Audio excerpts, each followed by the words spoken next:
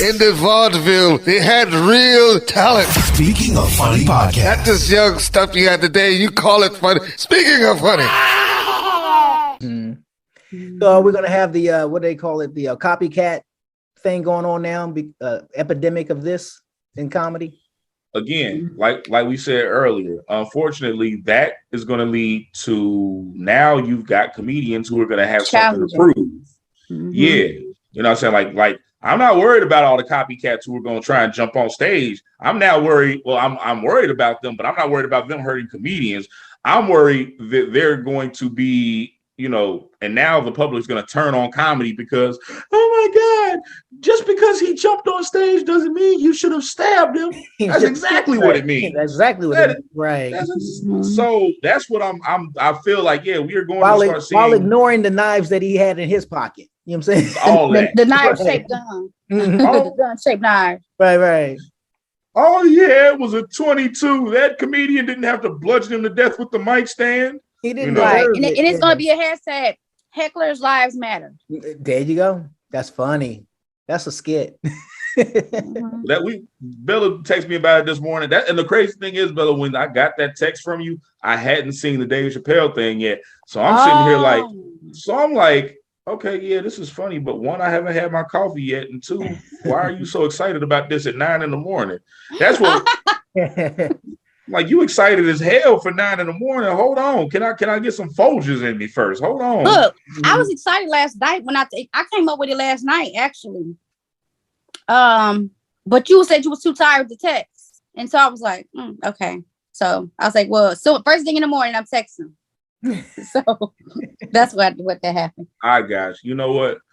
You did right, because if you would have called me last night, I would have chuckled at it and forgot about it.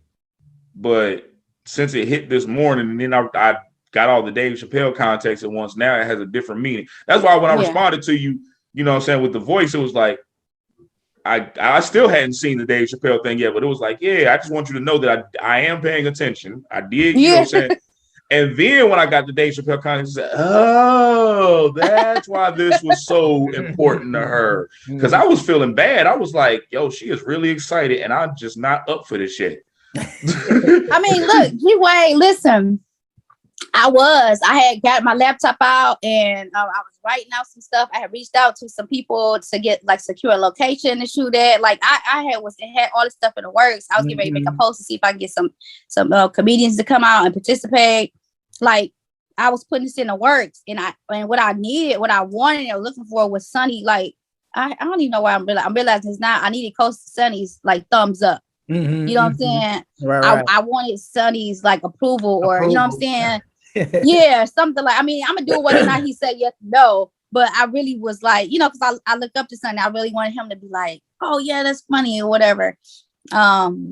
She came running up to you with the ball to go play outside. You're like, maybe later. You know what I'm saying? Yeah, that's right. I was just like, what? Bust her whole and then to make it look, I'm already sensing his tone via text, and then he had the nerve to send me a dry voice message on top of that. So I really felt like, well, maybe this is a dumbass idea. Like, all right, what you can't do is let that happen, because remember, that's what stopped you from comedy when you first 27. Yeah. Right, exactly. And mind you, I was trying to be supportive and complimentary, but again, like I know.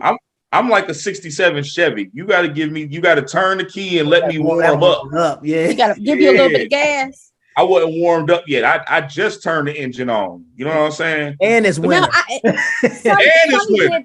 Sonny, he was like, I don't know. He didn't let me down. I said it has potential. When the first thing I text back was it has potential. Then when I realized how that could come off, I said, you know what? That probably sounds like I'm like shooing her off. Hating. So I read it again. And then that's when I decided to come back with a voice message to reiterate, like, I do think it has potential. I don't know what context specifically, you know what I'm saying, the whole security for comedians thing is, but I feel like the idea itself has potential. So again, that was me not knowing where the source of this was coming from. And it was rooted in something. You know what I'm saying? Yeah. It's something I just didn't know. And then again, my engine was still cranking. So yeah. Okay. It was just a bad time for feedback. It was that you honestly, you probably got the best morning feedback from me that my friends have gotten from me in a long time. Oh. My morning feedback usually don't even, it usually be like, great. And then later on, somebody be like, so you ready to start? Start what? What the fuck are you talking about?